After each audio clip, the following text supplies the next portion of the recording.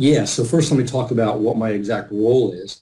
I am the flight project manager for the Joint Polar Satellite System. And what that means is the Joint Polar Satellite System manages the flight satellites, the ones we build put in orbit, in the low Earth orbit for our weather system. And these are huge satellites. They're about $1.5 billion each. They weigh about 2 tons at launch. It's not just the satellite itself, but they have numerous instruments on board. And they're not only big and expensive, but these really are national assets. These are what give us our weather forecast. These give us the pictures of the oil spills, of the hurricanes, of the forest fires. These are incredibly important satellites for our nation.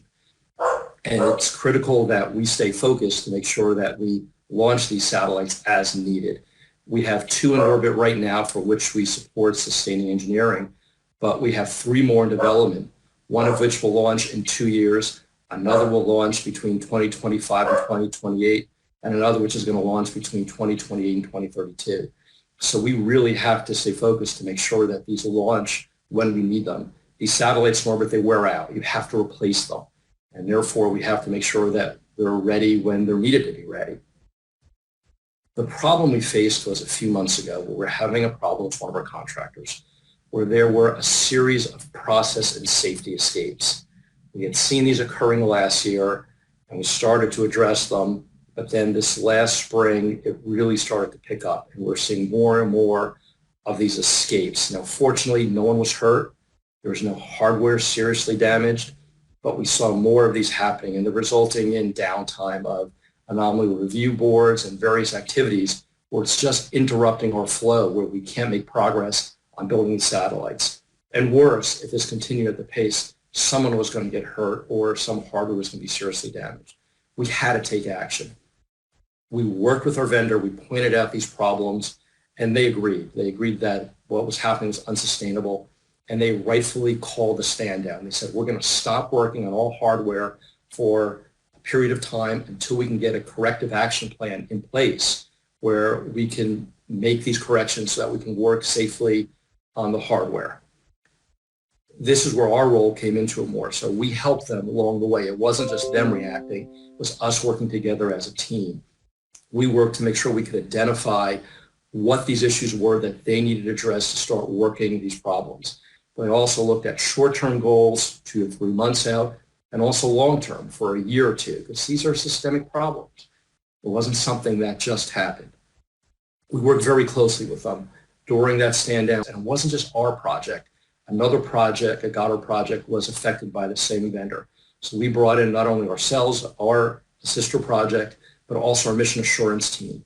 So it was really Goddard working with this contractor to make sure they got the answer right. We didn't want them to come back and say, here's the answer, and we say that's not acceptable.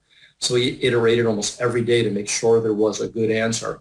So when they finally gave a presentation to us on here's why we think it's safe to return to working with hardware, we knew ahead of time that it was going to be safe because we worked collaboratively together. And fortunately, after about a week to a week and a half, they were back up again working with the hardware. Now that's great. That's fantastic that they did that. But then the problem comes in. This is where the mission focus really is important. That you could, if you just said that everything is fine and we got the immediate problem solved, we're returning again, you're only addressing part of the problem. And the same problem was going to come again in the future and in the future. And it's so easy to get distracted at this point with the various complications and distractions going on. Not only the daily things that we see in building a satellite this complicated, but also, of course, we're facing COVID right now. And that's a whole other set of challenges. And there's different issues that we have to wrestle with just to maintain building the satellite safely, where we're not seeing the normal interactions that we'd have with people. So yes, those problems are going on. The regular problems are going on. We did get back to work. We finished the immediate corrective actions, but we're still engaged. We're still meeting with them on an every other week basis for the short term. So great, we did our immediate goals, but we're staying involved. We're not losing lock on what we needed to do. Short-term goals such as metrics. Once we've done what we said we needed to do, did it really work? Or just because we completed all the actions, are we sure that we've fixed the problems? What metrics do we have? Number of mishaps, the number of escapes. Unfortunately, we haven't seen any since we've come back. Training is always an issue. Did they address training well enough? Or the people trained? This is an ongoing activity.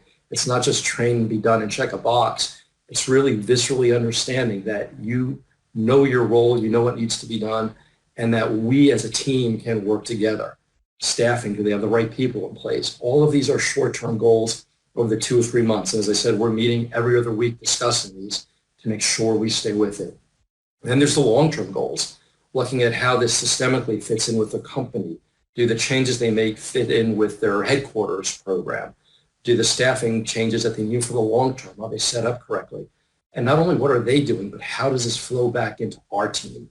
Because again, it really is a team effort. It's not just them making corrections, it's making sure that we as a team can work together effectively to make sure that we're overall more efficient. So the focus really comes into not losing and not being distracted by all these other problems that occur, where you have problems in integration and tests, you have problems in the clean room, you have problems with delivery of parts, and of course COVID. It's yes, we have to address all those, we have to do everything, but we need to stay focused on this problem and make sure that it's not going to come back again in the future.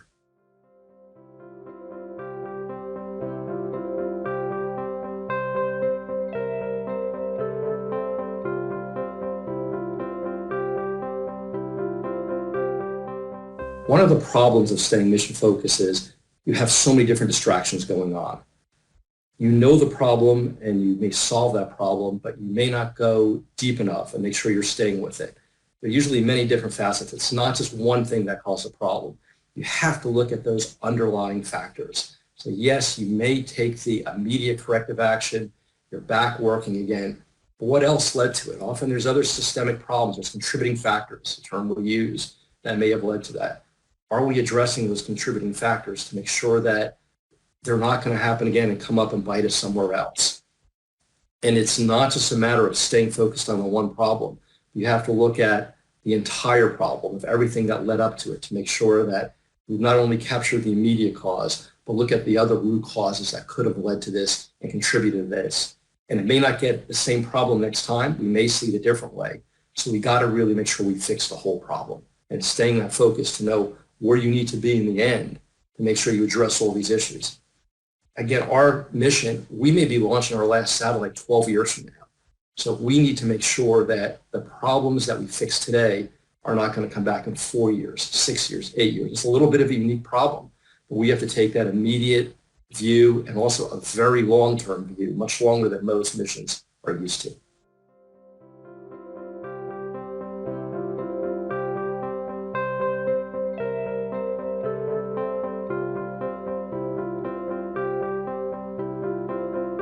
So I was very fortunate. I started my career in 1985 in Johnson Space Center. I was designing space shuttle entry trajectories. I was working in Gene Kranz's organization, Mission Operations Director. What an amazing place to work. At that time, we were launching space shuttles almost every month. So we really needed to keep operationally focused, not only on the spacecraft that was on the pad getting ready to launch, but also the one that's going to launch a month from now, 2 months from now, a year from now. We had to keep that focus, not only on what's coming, but also what happened. We had to look back. What happened on the last mission? Were there any problems? Were there any issues that we need to identify and fix before we can safely launch the next mission? We constantly had that focus of what's going on now, what's going on in the near future, what's going to go on in a year from now. And that was an absolutely critical skill to have because we needed to always keep an eye on what was happening. It was a great experience. It was a great learning opportunity. I'm very fortunate to have been part of it, and it's just a great training experience.